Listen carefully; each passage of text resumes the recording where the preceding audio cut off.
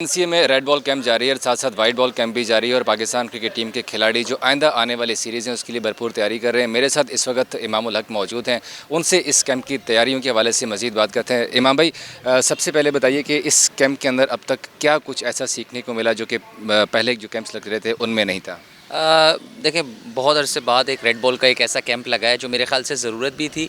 और ऐसा कैंप था जो मुझे याद है कि मैंने 2016-17 में ऐसा कैंप किया था। उसके बाद ऐसा जिसमें टाइम मिला हो किसी भी सीरीज़ से पहले और जिसमें आपके सारे एस्पेक्ट्स को कवर किया हो, चाहे वो फ़िटनेस हो, आपकी टेक्निक्स हो, आपका जो फ़िटनेस लेवल है, न्यू स्टैंडर्ड्स आए हैं फ़िटनेस के, उसको टेस्ट किया। और उसके बाद जो है आपको लंबी लंबी बैटिंग मिली है, आपको पेशेंस, इस गर्मी में टेम्परामेंट, वो सारी चीज़ें जो हैं जो टेस्ट क्रिकेट के लिए मेरे ख़्याल से ज़रूरी है, जिसको हम लैक भी कर रहे हैं। तो मेरे ख्याल से वो सारी चीज़ें इस कैंप में हुई। तो मेरे ख्याल से जितने भी यंगस्टर्स हैं, सीनियर प्लेयर्स, सब मिलके जिन्होंने सबने एफ़र्ट की, बड़ा मैं क्रेडिट देना चाहता हूँ सपोर्टिंग स्टाफ को कि हमारे हर चीज़ का ख्याल भी रखा, फैसिलिटेट भी किया।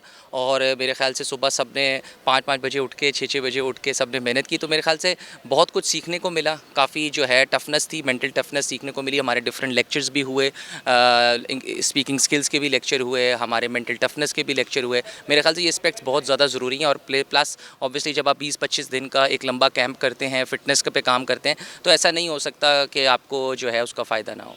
मैम, फिटनेस के नए पैरामीटर्स क्या हैं? आपने कहा कि नए पैरामीटर्स हमें बता दिए गए हैं, तो वैसे क्या है और कितना मुश्किल अभी फील हो रहा है क्योंकि गर्मी बहुत ज़्यादा है लाहौर की।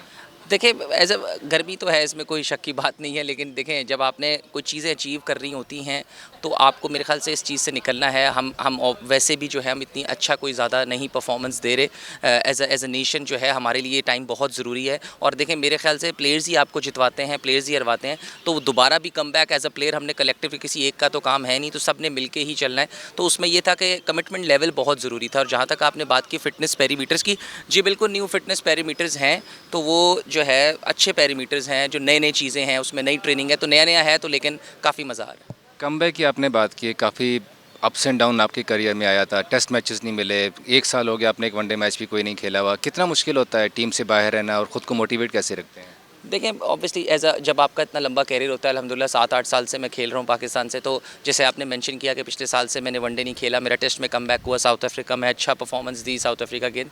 तो ये देखें, एज़ अ प्रोफेशनल प्लेयर आपकी लाइफ में ऐसी चीज़ें आती हैं, आपने इसको कोप अप करना है। और आपने जो है सिर्फ, मैं जब गया डोमेस्टिक, मैंने डोमेस्टिक के कोई मैचेस नहीं छोड़े, वहाँ पर performance the. As a player आपके हाथ में यही है कि आपने जो गलतियाँ सीखी हैं, जो गलतियाँ की हैं, उससे सीखें और दोबारा आके अपनी चीज़ों पर काम करें। डोमेस्टिक में आपने टी20 में भी अपनी टीम की क़यादत की है, तो टी20 फॉर्मेट क्योंकि अब पीसीबी ने अलग अलग कर दिए हैं, इमामुल हक खुद किस फॉर्मेट को प्रायोरिटाइज़ कर रहे हैं और क्या आया तीनों फॉर्मेट के लिए अवेलेबल हैं, खेलना चाहेंगे? देखें, बिल्कुल ऑब्वियसली जब आप खेल रहे हैं, जैसे भी आपने डोमेस्टिक की बात करी कि मैं पिछले 10-15 जो मेरे टी20 हैं, जिसमें हम चैंपियंस कप के टी20 थे, नेशनल टी20 के थे और उससे पहले भी, तो मैं अपनी, ऐसा नहीं है कि कोई भी प्लेयर हो जो उसको मैं जो है उसको मैंने एक वो लगा दिया बैरियर कि मैं अपनी तरफ से जिस फॉर्मेट में जहाँ पे खेलूँ मैं उसको उस हिसाब से खेलने की कोशिश करता हूँ। बाकी सेलेक्टर्स पे काम है कि वो किस फॉर्मेट में आपको सेलेक्ट करें। आप खुद किस फॉर्मेट के लिए ज़्यादा प्रायोरिटाइज़ कर रहे हैं? देखिए, ऐसा प्रायोरिटाइज़ नहीं होता। मुझे ऐसा लगता है कि आपकी परफॉर्मेंस किस में सबसे अच्छी है। देखिए, मैं तो सबको लिए प्रायोरिटी, जैसे मैंने कहा कि मैं तो तीनों फॉर्मेट में परफॉर्मेंस देना चाहता हूँ। आपकी जिस फॉर्मेट में परफॉर्मेंस अच्छी है, आप उस फॉर्मेट के लिए ऐसा कहते हैं कि यार आप इसके लिए सेलेक्ट हो जाएंगे। बट प्रायोरिटाइज़ नहीं है, मेरी तो लिए तो तीनों प्रायोरिटी है। वनडे में आपके टॉप रैंकिंग प्लेयर्स में थे, फिर आप ड्रॉप हो जाते हैं, टेस्ट में भी ऐसे ही थे। हर्ट होता है कभी कभी एज अ प्लेयर कि मैं परफॉर्मेंस भी दे रहा हूँ फिर भी मैं ड्रॉप हो रहा हूँ?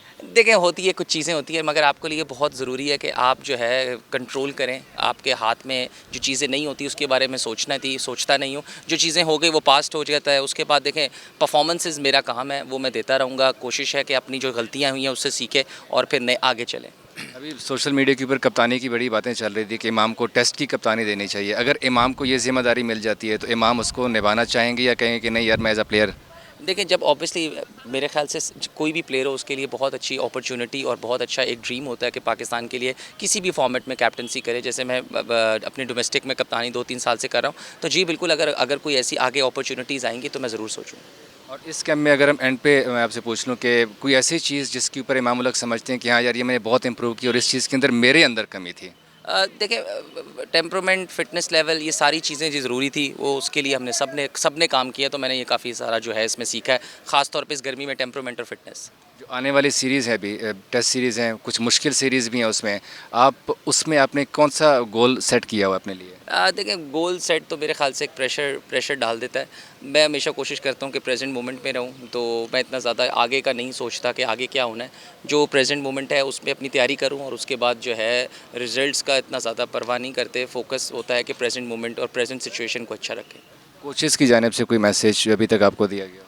नहीं, ऐसे तो ख़ास नहीं मैसेज, बस ये है कि ऑब्वियसली सब यही कह रहे हैं कि फ़ोकस और जो है टेम्परामेंट, फ़िटनेस और नए पैरामीटर्स आए हैं, तो उस पे ज़रा सबका फ़ोकस है, बाकी तो सारे सब सपोर्ट कर रहे हैं। Thank you so much. Thank you. Imamul Haq हमारे साथ थे, आपने उनकी बातचीत सुनी। वो कहते हैं कि इस कैंप के अंदर हमें टेम्परामेंट, फोकस, फिटनेस हर तरह की चीज़ों के ऊपर काम करवाया गया है और उनकी भी कोशिश है कि वो हर फॉर्मेट के अंदर परफॉर्म करें।